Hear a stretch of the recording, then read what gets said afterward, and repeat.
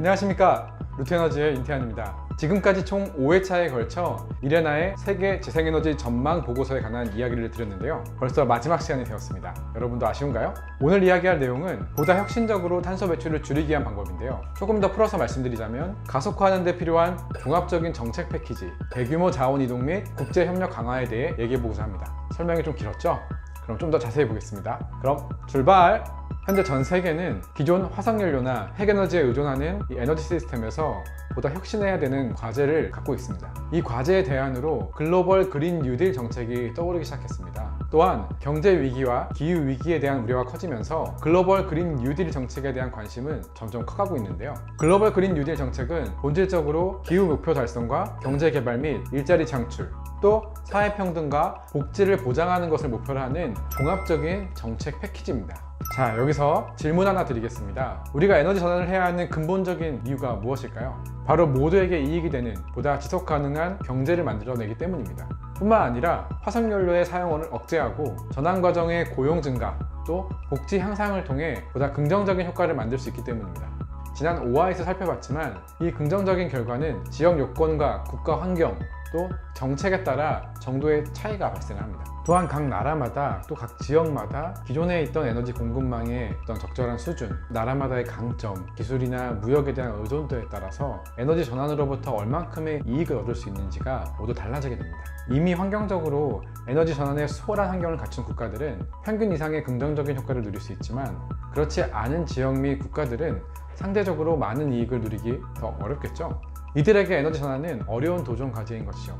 이처럼 서로 다른 출발점에서 에너지 전환 정책을 착수하기 때문에 이를 뒷받침할 정책과 실행력은 매우 중요한 일입니다. 에너지 전환에 있어서 기술 혁신과 개발, 또 상용화의 능력은 매우 중요합니다. 그 이유는 무엇일까요? 바로 에너지 전환에 따른 경제적 효과에 직접적으로 큰 영향을 미치는 요소이기 때문입니다. 국가의 기술 혁신 능력을 평가하는 한 방법으로는 특허 출원이 있습니다. 특허 출원을 더 많이 한 국가일수록 에너지 전환을 통한 경제적 효과가 더 클 것으로 평가할 수 있습니다. 그 대표적인 사례로 2018년 한 해 동안 재생에너지 분야에 관한 특허 중 4분의 3이 중국, 미국, 일본, 독일에서 출원됐으며, 그 순위가 중국이 7,544개로 1위, 미국이 2,059개로 2위, 그리고 일본, 독일이 571개, 89개로 각각 3, 4위를 차지했는데요.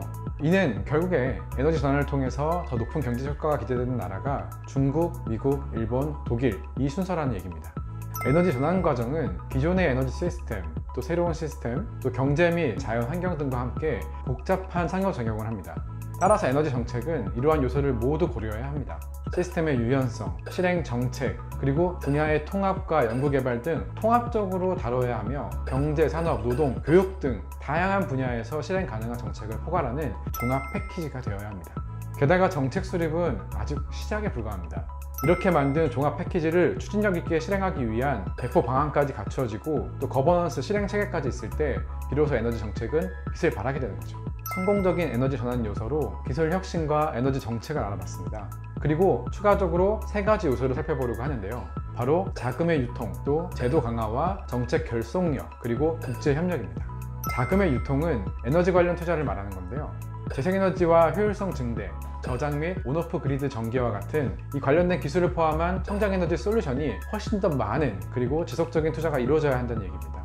이때 모든 개인과 지역사회가 재생에너지를 통한 이익을 함께 누리는 방향으로 투자가 이루어져야 하며, 지역경제의 다양화 및 활성화, 또 기존 화석연료에서 일하던 근로자의 재교육, 그리고 새로운 기술 제공 방안, 또 사회보호 프로그램 제공이 포함되어야 됩니다. 제도 강화와 정책 결속력은 해법을 말하는 겁니다. 에너지 정책의 목적은 광범위한 경제 및 산업 혁신을 이루기 위함인데요. 에너지 부처는 정책을 수립하고 활성화하는 과정에서 관련 기관들과 또 지역사회, 모든 시민들이 함께 지속적으로 끈끈이 협력하는 것이 필수적입니다. 쉽게 말해서 정부는 혼자서 성공적인 에너지 전환을 이루기 어렵습니다. 정부는 시민사회와 또 각종 다양한 민간 기업들과 진정한 협력이 있어야지만 성공할 수 있다는 거죠. 국제협력도 마찬가지로 중요합니다. 각각의 국가들이 갖고 있는 현재의 자원이라든가 기술적인 노하우들이 현격히 차이가 있기 때문에 전 세계는 이 공동 목표를 달성하기 위해서 각 국가 차원에서만 이 정책을 붙들고 있는 게 아니라 국제적으로 정말 살아있는, 정말 라이브한 협력 관계를 만들어야지만 성공할 수 있는 거죠.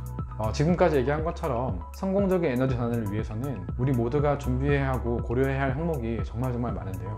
그럼에도 불구하고 이런 에너지 전환이 궁극적으로 우리 모두에게 큰 이익으로 돌아온다는 것, 그래서 우리가 더 빠르게 그 작업을 착수해야 한다는 것이 지금까지 얘기의 가장 핵심적인 내용입니다.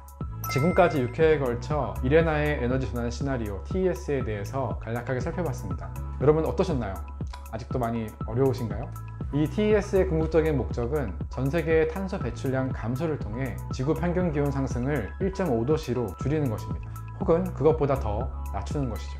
TES가 달성되면 2050년까지 온실가스 배출량은 약 70% 정도 감소하게 되고, 이는 지구의 평균 기온 상승폭을 2도씨 이하로 낮추는 효과를 만들어냅니다. 파리 협정에서 내세운 목표보다 더 높은 수치의 목표를 달성할 수 있는 거죠.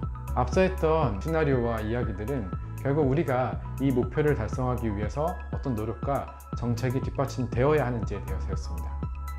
여러분 혹시 1997년에 IMF 때 우리가 금모으기 운동을 해서 국가 경제를 다시 일으켰던 거 기억하시나요? 2008년쯤에 글로벌 금융위기가 왔을 때 전 세계가 하나의 목표를 가지고 전례 없는 적극적인 투자를 통해서 그 위기를 극복했습니다. 최근에 이런 기후위기, 또 코로나19 같은 경제 위기에서 새로운 국면을 맞게 됐고요.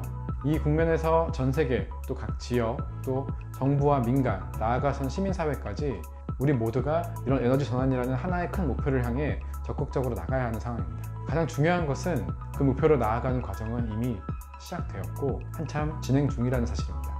에너지 전환은 미래에 누군가가 해야 할 것이 아니라 현재 우리의, 지금 살아있는 우리 모두의 역사라는 사실이라는 것 깊게 깨닫고 우리가 움직여야 할 것 같습니다. 우리가 살아갈 깨끗하고 더 멋진 미래는 우리의 손으로 만들어낼 수 있습니다. 지금까지 이야기를 들어주셔서 감사합니다. 앞으로도 더 재밌는 이야기와 함께 찾아오도록 하겠습니다. 그럼 지금까지 루트에너지의 윤태현이었습니다. 감사합니다.